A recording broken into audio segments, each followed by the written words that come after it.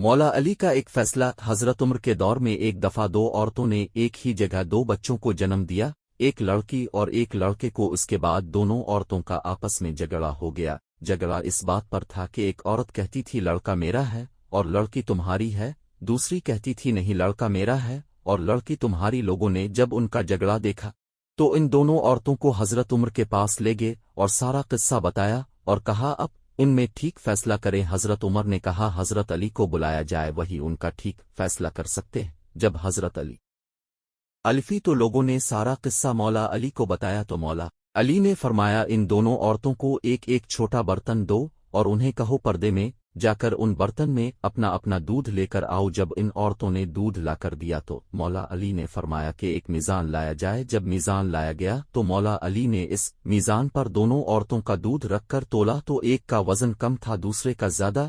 مولا علی نے فرمایا کہ